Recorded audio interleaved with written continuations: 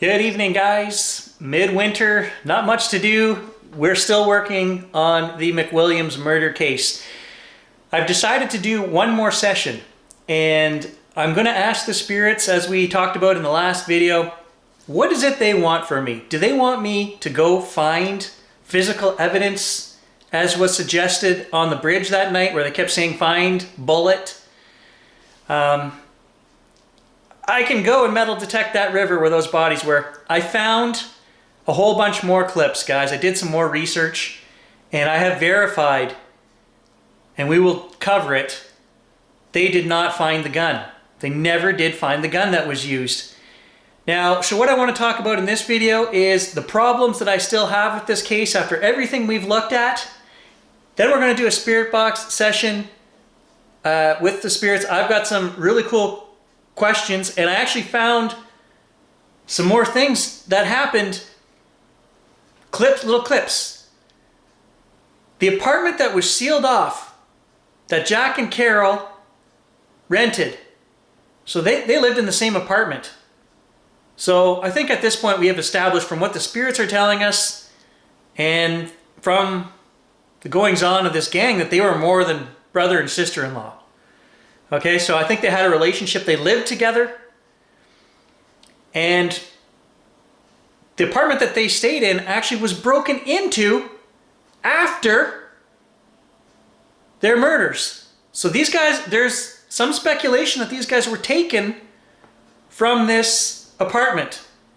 The door was kicked in, and there was some blood at the scene. We'll talk about that. I found some more clippings. And then after the murders, a couple days later, the apartment complex was cordoned off. Somebody broke in. But the police said they didn't know if anything was taken. They didn't think there was anything taken. I wouldn't take their word for it. How would they know? Let's start with, I want to talk about what I find, things that are still bothering me about this case, guys. And forgive me for not using my microphone this time. I recorded a session for you guys last week, 3 hours worth of stuff as I sat here and we poured over other reports and clippings and things that I found. The microphone wasn't working. So for this video, I just trust my old way of doing it, and we're gonna camcorder it, okay? So here's the problems that I have with this case still, after everything we've looked at. The tip. Who told police about the bodies? And I did actually find another newspaper clip from the trial where Sergeant Black, Ralph Black, admitted to getting a call, to getting a tip that these bodies were in the river. Okay? Now, he searched, we'll cover that article. He searched 4 bridges, he said, that morning. He thought he was on a wild goose chase before they eventually found Jack floating in the river. And there's more strangeness that follows. When he called this back into the station, he used a phone. So I'm assuming he must have went to somebody's house and used a phone. He didn't use the radio in the police cruiser. Why? Again, this kind of tips back into my theory that somebody was working undercover with these guys, and they knew, that they had been murdered, and they didn't want this going out over the airwaves, hey, we found the bodies. Because nothing had been reported at that time. Nobody knew these guys were dead, except the police, and maybe somebody who called in a tip, if that is true. Jerry Roy is another one. Okay, so we're gonna look at some clips with Jerry Roy. He's the one who brought the guns to the party that night. He hung out with these guys. I'm sure he had charges. They all had charges. I found Jack McWilliams as a teenager from the time he was 17 on. Even though he was one of the victims in this case, he was bad also. He'd stolen a car, was charged with breaking and enter. I found a few different clips. So they were all hoodlums. But Jerry Roy left the party, according to a witness, with Donald Kelly, Ian Rose, and James Lavin.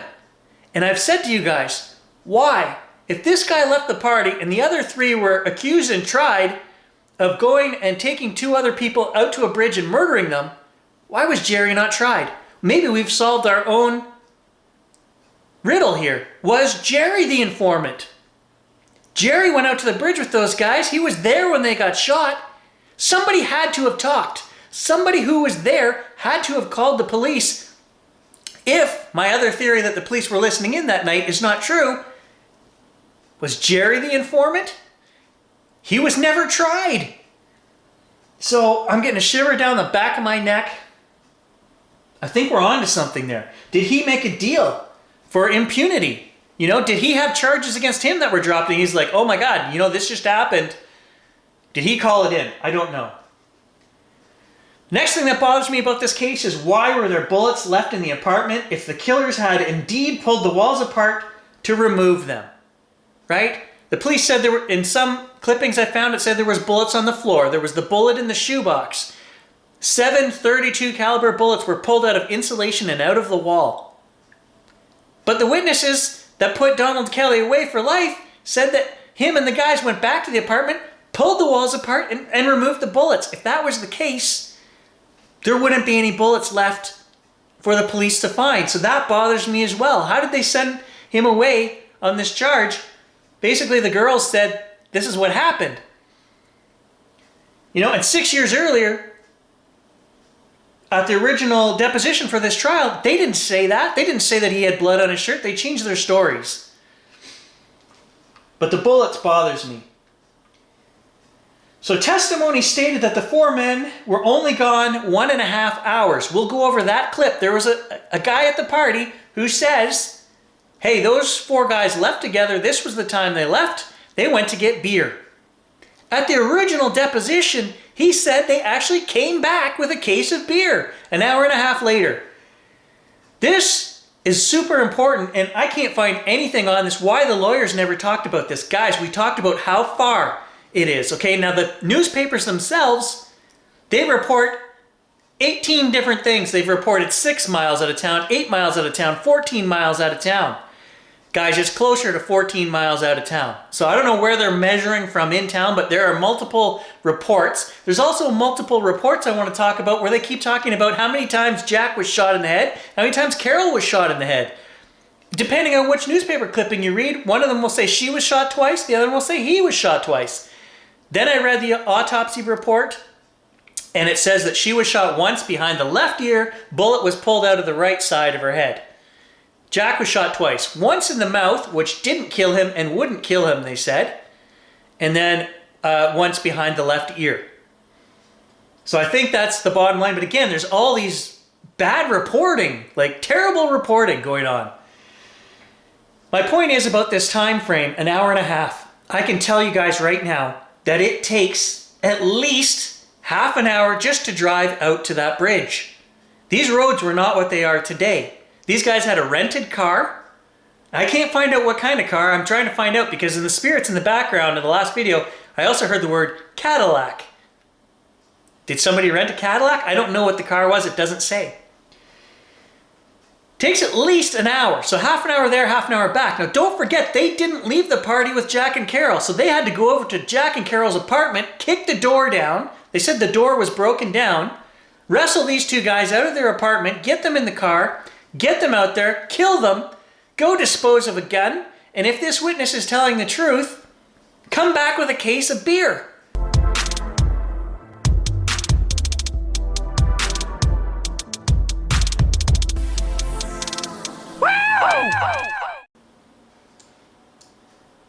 So the first article we'll look at, this is an actual image of the bridge. Look at the condition of this road. Over here on the left, this bridge is where they pulled a ricocheted bullet out of. Now the bridge we drove to the other night, I'm sure this is the same place because they talk about directions, north side of the river being to the left of that bridge right there. The bodies were down on the right-hand side. In this image we see scuba divers. They went in the river. They searched the river. They didn't metal detect anything. The gun could have been up thrown in the tall grass along the bank. Scuba divers from 2 Ontario Provincial Police detachments descended into the cold waters of the North River today on a hunt for evidence in the murders of a man and woman whose gunshot bodies were found floating in the river on Monday. The bodies were found in the river shortly before noon on Monday. Sergeant Ralph Black of the North Bay Police Department found the man's body floating near a bridge on the old Whitfield station. A few minutes later, Constable Ron Cody and Constable Roy Kaczmarzyk discovered the body of the woman about 50 yards downstream. North Bay police officer describes death scene in the Kelly murder trial. This is important because he's telling us facts that I could not otherwise get about this, the actual scene. You know, he's talking about the north side of the bridge and to the east, 25 paces, and he describes everything. What I want to bring your attention to, guys, is he talks about, it's almost like they're going to go down this road that I was talking about distances here, because they showed the jury a picture of the city. They showed a picture of the apartment, how far it was from the party to the apartment, how far it was from here, and they're saying 13 miles to the bridge. Exhibit 7 was a picture of the creek facing northward from the bridge. The picture showed the faint outline of a hand underwater and the top portion of the bridge railing that showed a gouge out of the railing that was later to be identified as having been caused by a bullet. Staff Sergeant McClanahan told the court that he had arrived at the scene around 12:30 p.m. and left the scene at 4:45 p.m. that day. It was almost dark when he left and the weather had become cold. It was warmer earlier in the day and some of the snow melted. The road had been blocked off and there was no traffic allowed anywhere in the vicinity of the investigation. While the identification officer gave his evidence, Donald Kelly sat listening intently at the prisoner's dock and fidgeting with his fingernails. The jury's attention was next drawn to the scuffle marks that had been referred to earlier on the bridge. 2 pictures, exhibits 8 and 9, were entered as evidence, and the locations where they were taken was marked on the master sketch. The one spot was on the bridge. The second location was on the north side of the road, 25 feet east of the bridge. There, Staff Sergeant McClanahan said he found blood on a stone and a cigarette butt. You know, if these guys were any good, they'd still have that stuff. It could be tested for DNA. Probably 0% chance that they even would have picked that cigarette butt up, and if they had, they would have just picked it up with their fingers, contaminating it, you know, so, it just shows you, the things we know now. The officer said that he could not hazard a guess as to how many people were there at the time, but that there appeared to be less than 10 because of the narrow path that had been made, in the grass along the side of the river. That's the stupidest thing I ever heard.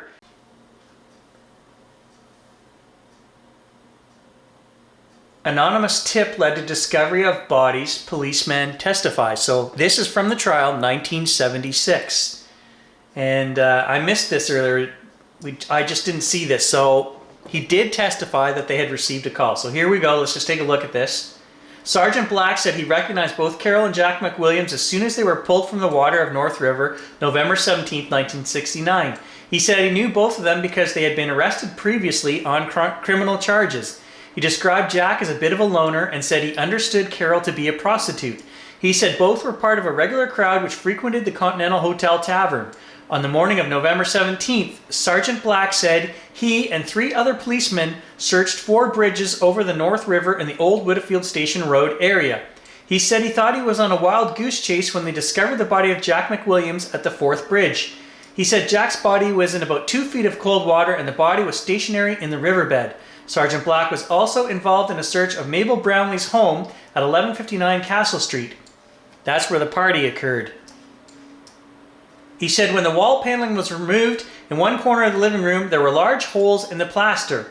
A search was conducted in the insulation behind the plaster and several objects which appeared to be bullets were found. It seems pretty weirdly worded to me. I mean, you're police officers, you know what bullets look like, right? If you don't know, if you're not sure it's a bullet, maybe you should have a forensic expert in here pulling this wall apart. Sergeant Black also testified he saw what appeared to be a bullet in a box on a table shelf in the same corner of the room. The bullet was earlier referred to by Staff Sergeant Victor McClanahan as the only .38 caliber bullet recovered by police in their investigation. Other than the .38 caliber bullets recovered from the bodies of the McWilliams. Again, if these guys had gone into the apartment to get rid of this evidence, there's no way they would put a bullet in a shoebox. Why? It doesn't make sense. There was a whole thing with the tentative time of death. They used rigor mortis to determine that, and basically the coroner's time of death put them as being dead when people knew that they were still alive. Hey, we saw them at the party. They weren't dead 48 hours ago, right? So then the guy had to retract his expert testimony. He said, this is because rigor mortis is known to slow down in cold water or cold conditions, and he backtracked. So again, they're experts in this case. Oh, it's frustrating.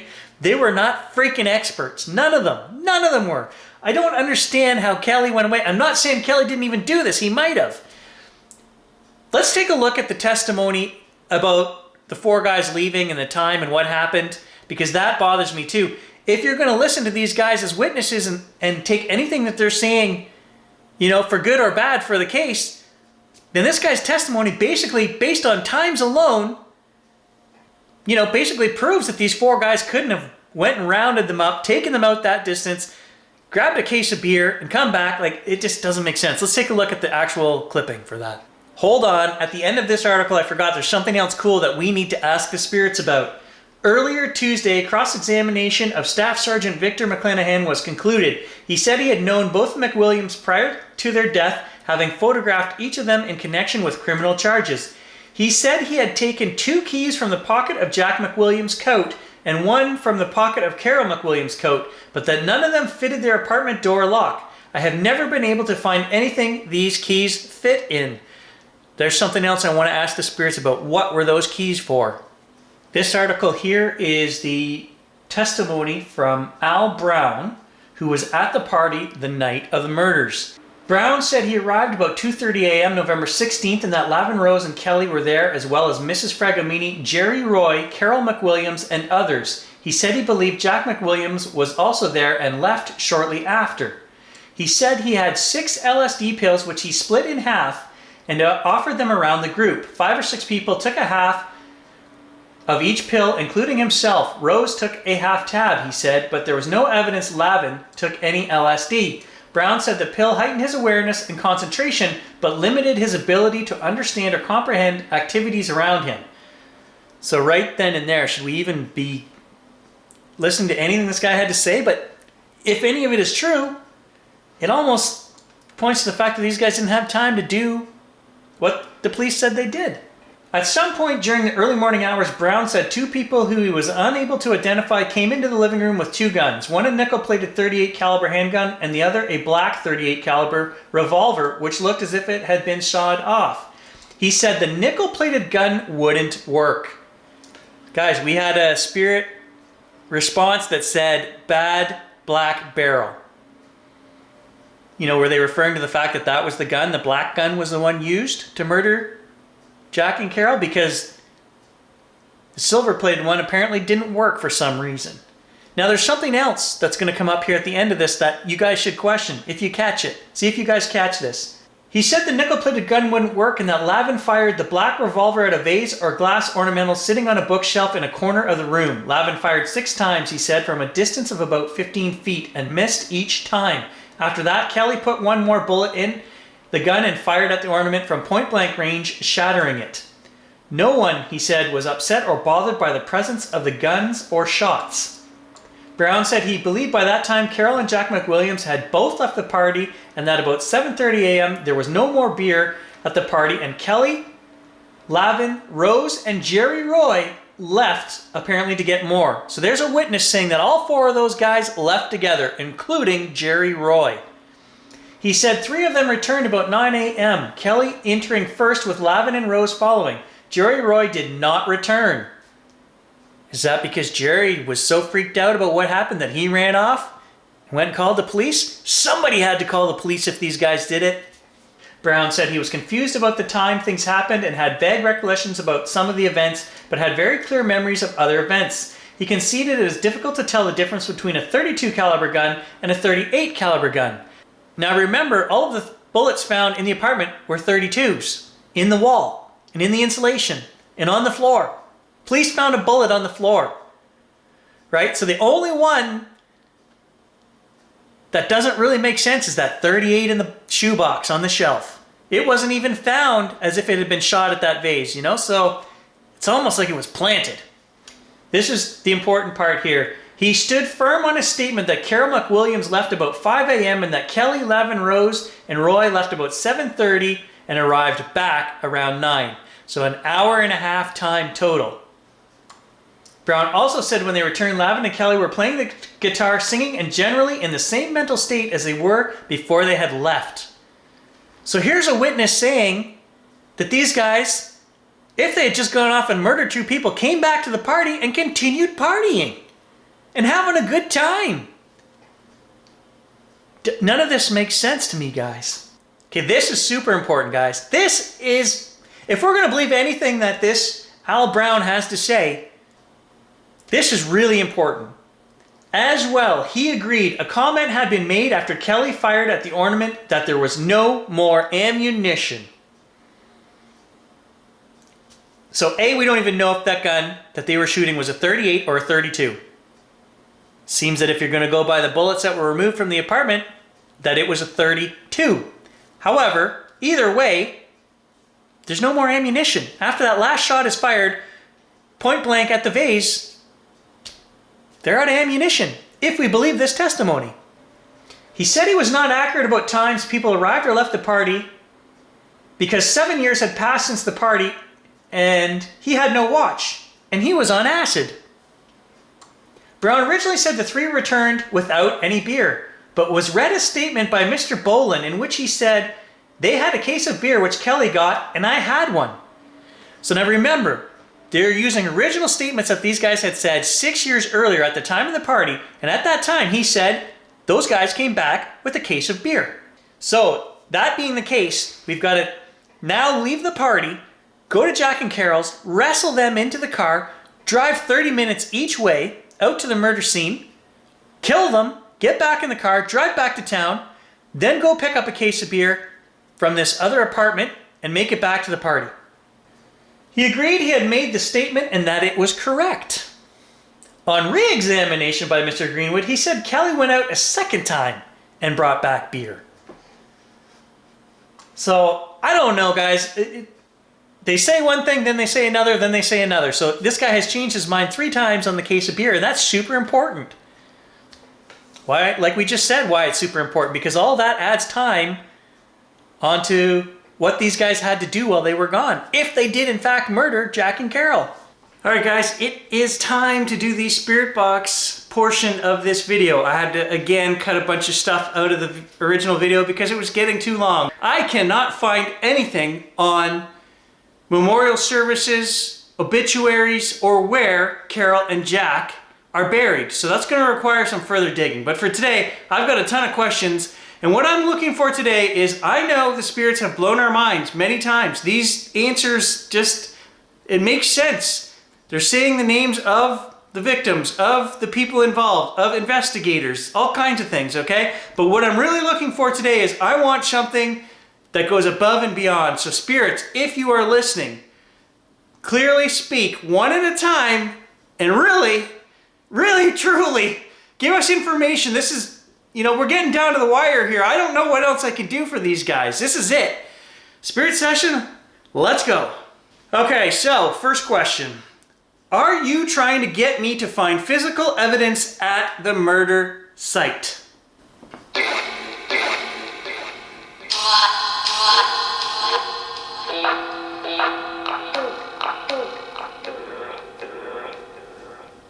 When they stop talking like that, I'm just gonna pause it because to me, you've had your chance to say the most important thing and hopefully you did. Do I need to metal detect the river bottom?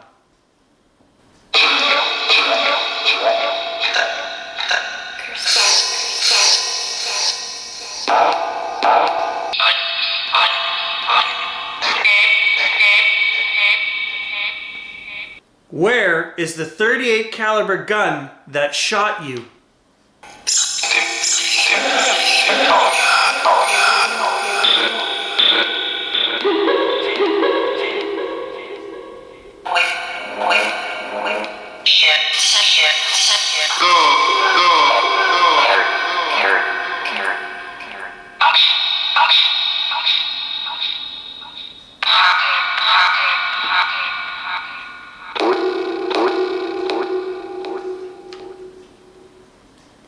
Did Jerry Roy tip off the police about your murders?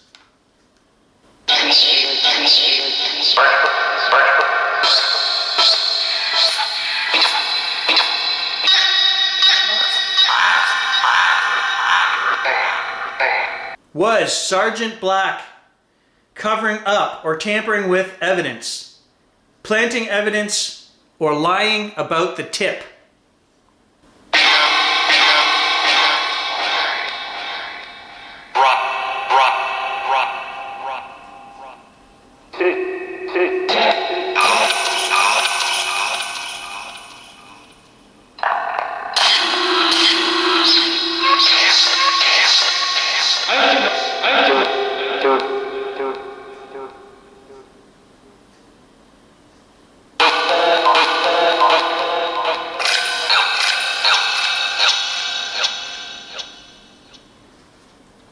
Jack, police found 2 keys on your body, and Carol, 1 key on yours.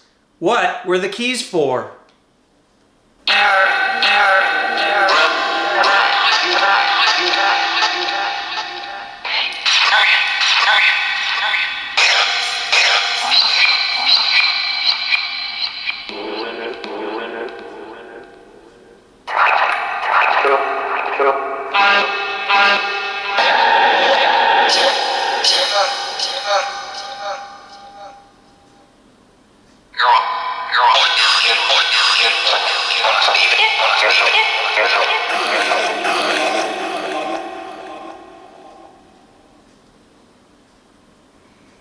Why did Sergeant Black use a phone to call in the findings of your bodies and not the police radio in the car?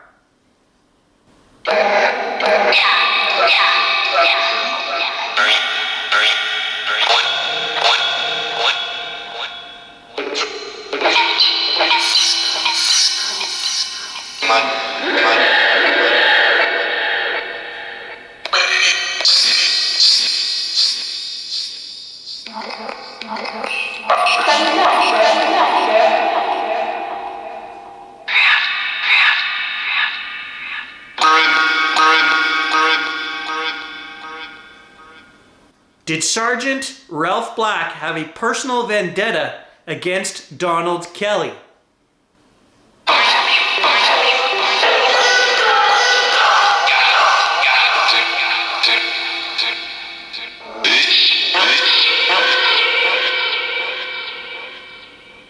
Donald Kelly, did you return to Mabel Brownlee's with a case of beer?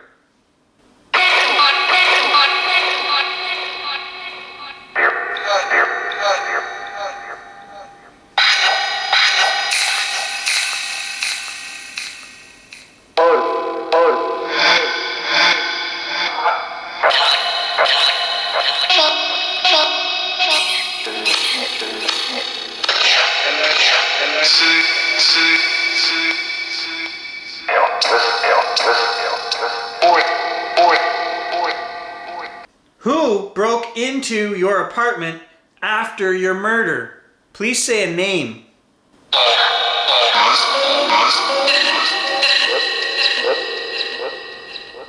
Did Mabel Brownlee dispose of the gun?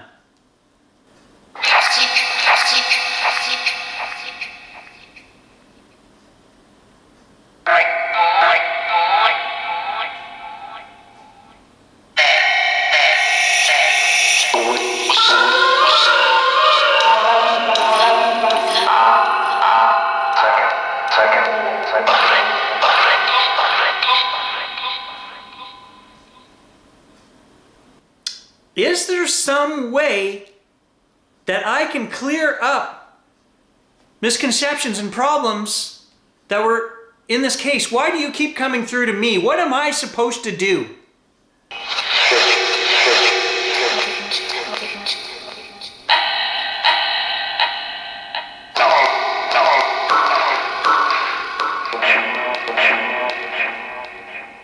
I want anyone involved in this case, victims, accused, the actual murderers, police, whoever. Any of you that have not crossed over, there's a full shiver down the back of my neck. I'm going to send you guys some light. We have acknowledged your case. Full body shiver, full wave. We have acknowledged your case. I mean, This is the 8th video. Thousands of people have been made aware of this now through my efforts. I want you guys to cross over. Just go to the other side and move on. This happened a long time ago, and we acknowledge it, and I'm sending light.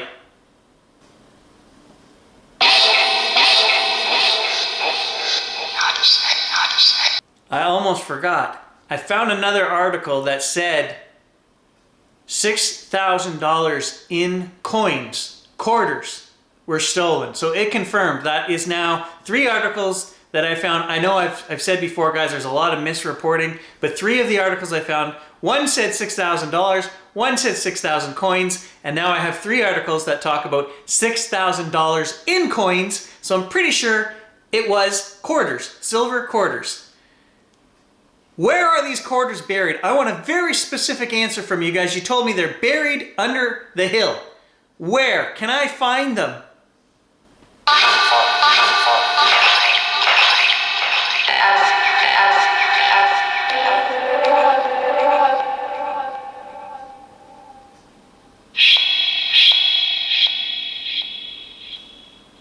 That's it. That's all the questions I have for now, guys.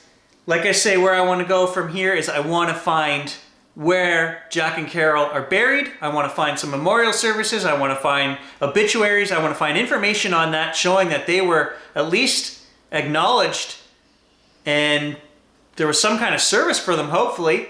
I'd like to go there, say a few words, and just end this. That will be it. We have acknowledged everything we can acknowledge, brought to light everything I can, every conspiracy theory that I think I could piece together out of this crazy information of mess-ups and bad forensics and maybe even planting evidence and all of this other stuff, you know? We'll never know. We just simply can't know. Even though the spirits are telling us their story, it can't be confirmed. One more video at the site of their burials with a few more questions, anything else I can maybe find that needs touching on, and I think that's going to be it. Thanks for watching. Stay tuned, guys.